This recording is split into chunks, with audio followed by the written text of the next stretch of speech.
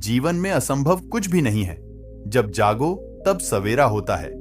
अगर आपको यह लगता है कि मैंने बहुत से बुरे काम किए हुए हैं और अब इन गलत कामों को सुधारने के लिए कोई भी विकल्प नहीं है, तो आपको गौतम बुद्ध के जीवन की यह कहानी एक बार अवश्य सुननी चाहिए। एक दिन बुद्ध श्रावस्ती के एक गांव में भिक्षाटन के लिए पहुंचते हैं। जब गांव में प्रवेश करते हैं तो देखते हैं कि पूरे गांव में सन्नाटा छाया हुआ है। दूर दूर तक कोई भी व्यक्ति नजर नहीं आ रहा था। बुद्ध उस गांव के पहले द्वार पर जाते हैं और कहते हैं कि भिक्षम देहि, परंतु भीतर से बाहर कोई नहीं आता। बुद्ध दूसरे द्वार पर जाते हैं परंतु कोई दरवाजा नहीं खोलता। तीसरे द्वार पर जाते हैं परंतु उस द्वार से भी कोई व्यक्ति बाहर नहीं आता। फिर अचानक से एक दरवाजा खुलता है जिसमें से एक व्यक्ति बाहर निकलता है। वो जल्दी से बुद्ध का हाथ पकड़ता है और उन्हें अपने घर में ले जाता है और कहता है कि क्षमा करें बुद्ध, परंतु इस समय आप बाहर नहीं जा सकते। उंगली माल को श्रावस्ती की सीमा पर देखा गया है। सभी गांव वाले डर के मारे अपने अपने घरों के खिड़कियां और दरवाजे बंद करके बैठे हुए हैं। बुद्ध उस व्यक्ति से पहुंचते हैं। कौन है ये उंगली माल, कौन है और उससे इतना भय क्यों है? वह व्यक्ति कहता कि उंगली माल एक राक्षस है। उसे जो भी मनुष्य मिलता है, बच्चा, वृद्ध, स्त्री, पुरुष, यहां तक कि सन्यासी भी, वो किसी को भी नहीं छोड़ता। उनसे पूछते हैं कि वो धन के लालच में ये सब करता है। वो व्यक्ति कहता है कि नहीं, उसे धन का कोई लालच नहीं है।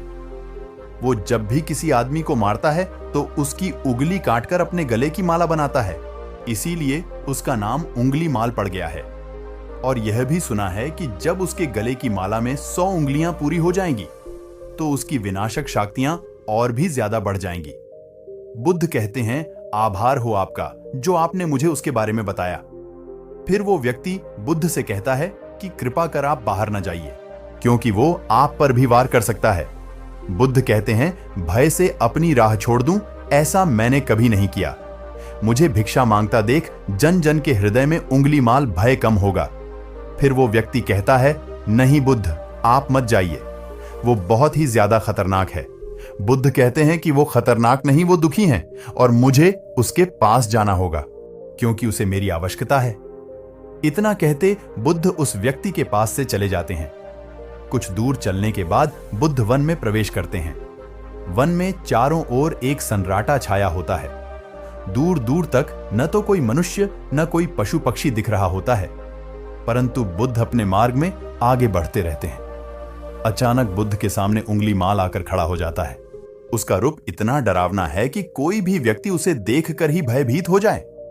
उसके गले में उंगलियों की माला होती है, चेहरा और हाथ रक्त से सने होते हैं और शरीर बलशाली होता है।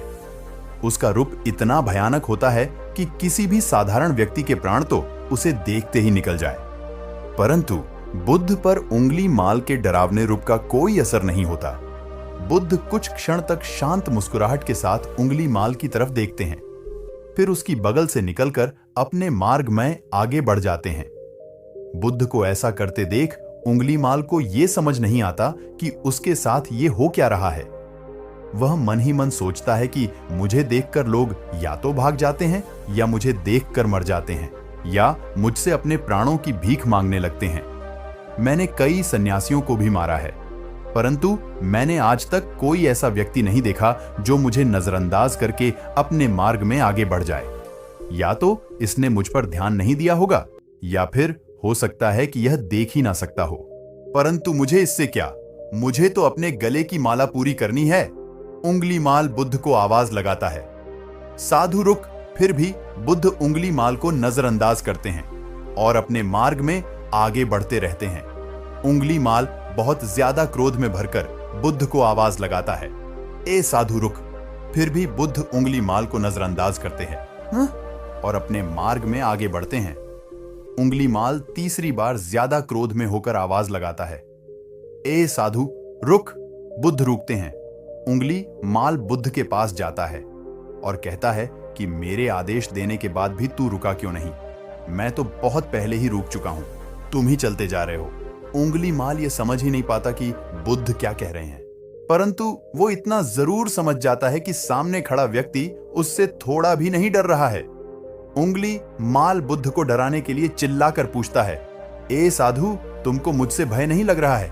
क्या मैं आदि मानव हूं? बुद्ध कहते हैं कि नहीं, तुम मानव हो। बुद्ध की यह बात सुनकर उंगली माल के हृदय पर लगती है। पहली बार उसे किसी ने मानव कहा था, परंतु वो इस बात को नजरअंदाज करने का प्रयास करता है और बुद्ध से पूछता है कि ए साधु, तूने ये क्यों कहा कि तू कब का रुक चुका है, जबकि तू तो चल रहा था? और तूने ये क्यों कहा कि मैं नहीं रुका? बुद्ध कहते हैं कि मैं बहुत पहले ही रुक चुका हूं, यानी मैंने ऐसे सारे बुरे कृत्य करना पहले ही छोड़ दिया है जिससे भी व्यक्ति को कष्ट पहुंचा सकते हैं। सब जीना चाहते हैं, बस तुम उन्हें करुणा से देखने का प्रयास करो। बुद्ध के ये शब्द दोबारा से उंगली माल के हृदय पर चोट करते हैं, परंतु वह दोबारा से बुद्ध की बातों को नजरअंदाज करने का प्रयास करता है। इस बार वह और क्रोध में भरकर बुद्ध की गर्दन पर अपनी कटारी रख देता है, जिससे वो लोगों की हत्या किया करता था, और बुद्ध से चिल्लाकर कहता है, नहीं, मानव में ना तो प्रेम है ना ही करुणा है, सिर्फ छल और कपट है। इसीलिए मैं सबकी हत्या करूंगा और किसी को जीवित नहीं छोड़ूंगा। बुद्ध कहते हैं, तुम्हें लोगों ने बहुत दुख दिया है। उंगली माल क्रूरता मनुष्य अज्ञान के कारण ही करता है। ईर्ष्या, द्वेष, मोह, माया, ये सभी अज्ञान की संतानें हैं, परंतु वो व्यक्ति ही है जिसमें दया, करुणा, सद्भाव और समझ का उदय भी होता है। उंगली माल, यदि इस जीवन में क्रूर और निष्ठुर लोग हैं तो दयावान भी हैं। बस तुम्हें अपनी आंखों से इस अंधेपन की इस पट्टी को हटाना होगा जो तुम्हें केवल बुराई ही दिखा रही है। तीसरी बार बुद्ध शब्दों को सुन उंगली माल का खुद पर से संयम हट जाता है। उसे समझ नहीं आता कि पहली बार उसे अपना आपा इतना कमजोर क्यों महसूस हो रहा है। वो कोशिश तो करता है क्रोध करने की, परंतु कर नहीं पाता। वो बड़ी हिम्मत जुटाकर क्रोधित होने का नाटक करके बुद्ध से कहता है, तुम और व्यक्तियों जैसे नहीं हो। बुद्ध कहता है कि मैं हर व्यक्ति जैसा ही हूं, बस जागृत हूं और यह सिद्ध कर रहा हूं कि हर व्यक्ति में जागने की क्षमता है। मेरा मार्ग क्रूरता को दया में परिवर्तित करता है। उंगली माल, तुम अनजाने में घृणा के पद पर हो, बस इस क्षण रुक जाओ। तुम्हारे भीतर भी यह क्षमता है कि तुम दया और करुणा के पद पर भी चल सको। इतना सुनते ही उंगली माल के हाथ से कटारी जमीन पर गिर जाते हैं। उसकी आंखों से आंसू बहने लगते हैं। भला कोई कब तक बुद्ध को अनदेखा करेगा? उंगली माल रोते हुए बुद्ध से पूछता है, क्या आप वही हैं जिन्हें लोग बुद्ध कहते हैं, जो लोगों को मुक्ति के मार्ग पर चलना सिखाते हैं? हाँ, मैं वो ही हूं। मैं तुम्हें मुक्ति के मार्ग पर ले जाना चाहता हूं। फिर उंगली माल कहता है, परंतु मैं अब बहुत दूर निकल गया हूं। मैंने बहुत हत्याएं करी है, बहुत पाप करे हैं। मैं अब चाहकर भी वापस नहीं लौट सकता और मेरा वापस लौटना अब असंभव है। बुद्धि कहते हैं कि असंभव कुछ नहीं है। जब जागो तभी सवेरा। उंगली माल कहता है, मैं अब पुण्य जीवन की ओर नहीं मोड़ सकता, बहुत देर हो चुकी है। बुद्ध कहते हैं, तुम में इतनी चेतना है कि तुम जानते हो कि जो तुमने अब तक किया वह बुरा था। इसका अर्थ यह है कि तुम जानते हो कि क्या अच्छा है और क्या बुरा है। उंगली माल, जिस दिन से तुमने अच्छा कार्य करना शुरू कर दिया, उस दिन से तुम्हारा एक नया जीवन शुरू हो जाएगा। फिर उंगली माल कहता है, मैं कितने भी अच्छे काम कर लूं, परंतु लोग मुझे उसी दृष्टि से देखेंगे और मुझे चैन से जीने नहीं देंगे। बुद्धि कहते हैं, उंगली माल, यदि तुमने हिंसा का मार्ग छोड़ा तो मैं तुम्हें मार्ग दिखाऊंगा और तुम्हारा संरक्षण करूंगा और तुम्हें लोगों की घृणा से बचाऊंगा।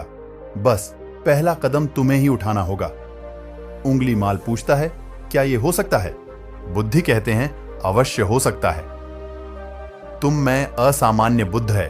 उंगली माल रोते हुए बुद्ध के चरणों में गिर पड़ता है और कहता है, मैं आपको वचन देता हूं कि मैं सारे बुरे कृत्य करना छोड़ दिया और आपके पीछे करुणा के पथ पर चलना सीखूंगा। कृपा कर आप मुझे अपना शिष्य बना लीजिए। बुद्ध कहता है कि मैं किसी को अपना शिष्य नहीं बनाता, बल्कि व्यक्ति स्वयं मेरे संघ से जुड़ता है। उंगली माल उसी समय बुद्ध का भिक्षु बन जाता है। बुद्धि का भिक्षु बनने के बाद उसका नाम अहिंसक बन जाता है। फिर बुद्ध ने जैसा उसका नाम रखा था और वो ठीक वैसे ही वह बन चुका था। जब अहिंसक प्रथम बार अन्य भिक्षुओं के साथ एक गांव में भिक्षाटन घटन के लिए जाता है तो गांव के कुछ लोग उससे बदला लेने के लिए उसे लाठी डंडों से पीटने लगते हैं। जब ये बात बुद्धि को पता चलती है तो वे तुरंत उसे बचाने के लिए उसके पास पहुंचते हैं और अपने शरीर को उन लाठी डंडों के बीच में ले आते हैं जो अहिंसक को पड़ रहे थे। बुद्धि को देखकर वे गांव वाले डंडे और पत्थर मारना बंद कर देते हैं। सभी लोग बुद्ध से कहते हैं, बुद्धि क्यों आप इस इत्यारे उंगली माल की रक्षा कर रहे हैं? न जाने कितने लोगों की जानें ली हुई है इसने। बुद्धि कहते हैं, अब यह उंगली माल नहीं है, बल्कि अब इसका नाम अहिंसक है। अब यह आपकी ही तरह एक मानव है। वे गांव वाले कहते हैं, ऐसा आदमी कभी नहीं बदल सकता। बुद्धि कहते हैं, यह बदल चुका है, बस आप सब लोग इसे अपनी पुरानी दृष्टि से देख रहे हैं। यदि उंगली माल होता तो क्या आप में से किसी में भी इतना साहस या बल होता कि कोई इसे एक उंगली भी लगा सके? ये आपका हर वार खाता रहा और इसने आप पर कभी पलटकर वार किया नहीं ना? क्या ये परिवर्तन आपको नहीं दिखा? आज इसने अपना लहू बहा से आपने सारे बुरे कृत्य धो डाले हैं। आप लोगों के द्वारा इतनी मार खाने के बाद भी इसकी आंखों में आपके लिए क्रोध नहीं है। क्या ये बदलाव आपको नहीं दिख रहा है? यह तो बदल गया, परंतु आप कब बदलोगे? इतने में से उन गांवों वालों में से एक स्त्री कहती हैं, यह परिवर्तन मैंने स्वयं देखा है। वो स्त्री गांव वालों से कहती हैं, आप में से कौन ऐसा है जो दूसरों के दुख में दुखी हो, दूसरों की पीड़ा सहन ना हो, तो उसे हर प्रकार की सहायता प्रदान करें। और ऐसा इस भिक्षु ने किया है।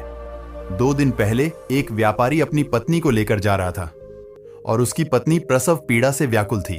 तब मैं पास से ही गुजर रही थी, इसीलिए मैं भी दौड़ी दौड़ी गई। स्त्री की पीड़ा बढ़ती ही जा रही थी।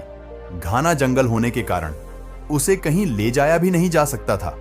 तब यह भिक्षु वहां आ पहुंचा और इसने मुझसे पूछा कि क्या हुआ बहन? मैंने इसे बताया कि यह स्त्री प्रसव पीड़ा में है और इस घने वन में हम कुछ कर भी नहीं पा रहे। तब तक यह कष्ट भागेगी, कहीं इसके और इसके बच्चे के प्राण ना चले जाएं। फिर इस भिक्षु ने मुझे कहा कि ऐसा नहीं होगा, मैं अभी अपने गुरु के पास जाऊंगा, वे अवश्य ही कोई मार्ग दिखाएंगे। इतना कहकर यह भिक्षु दौड़कर वहां से चला गया। बुद्धि कहते हैं कि फिर व्यथित हो अहिंसक मेरे समक्ष आया और मेरे पैरों में गिरकर कहने लगा, बुद्ध, एक स्त्री गहन प्रसव पीड़ा में है और उसकी पीड़ा बढ़ती ही जा रही है।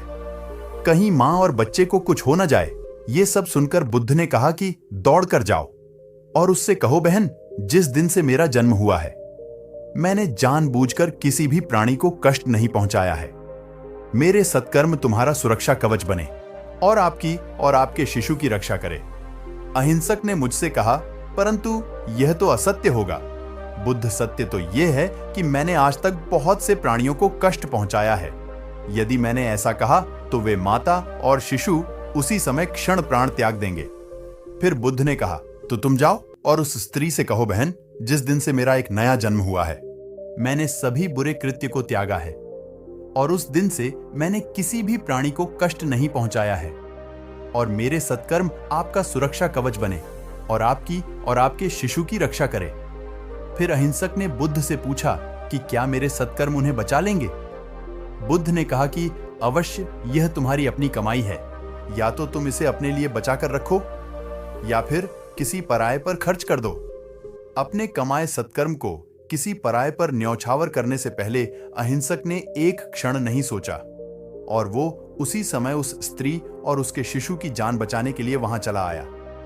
वह स्त्री कहती हैं कि हां, यह भिक्षु दौड़कर वहां आया और अभी भी वो स्त्री गहन पीड़ा से जूझ रही थी। इसने अपने दोनों हाथ जोड़े और आंखें बंद करके कहने लगा, बहन, जिस क्षण से मैं भिक्षु बना हूं उस क्षण के बाद मैंने कोई भी ऐसा कृत्य नहीं किया जिससे किसी प्राणी को कष्ट पहुंचे। मेरे सत्कर्म आपके लिए सुरक्षा कवच बने, आपकी और आपके शिशु की रक्षा करे। और इतना कहते ही उस स्त्री ने अपने बच्चे को जन्म दे दिया। फिर बुद्ध कहते हैं कि दूसरों के दुख से दुखी होने वाला यह व्यक्ति अहिंसक कैसे किसी को दुख दे सकता है? यदि ये भिक्षु मन का सच्चा ना होता तो वह स्त्री कब के अपने प्राण त्याग चुकी होती। फिर अहिंसक ने बुद्ध से कहा है कि इन्हें मत रोकिए, बुद्ध इन्हें मारने दीजिए और तब तक मारने दीजिए जब तक कि इनके मान का क्रोध शांत ना हो जाए। फिर बुद्ध अहिंसक को कहते हैं कि कर्म और गुणों के भंडार हो, तुमने अपने नाम अहिंसक को सिद्ध कर दिया है। बुद्ध और उस स्त्री की बात सुन वे सब गांव वाले कहते हैं, आप सही कहाँ रहे हैं। बुद्ध अहिंसक बदल चुका है और हमसे ही देखने में भूल हो गई थी।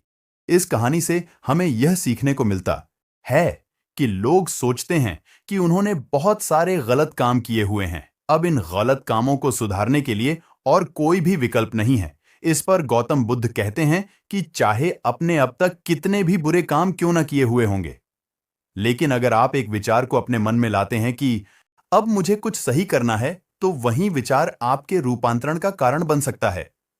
पर सबसे जरूरी बात यह है कि क्या आप पहला कदम उठाने के लिए तैयार हैं।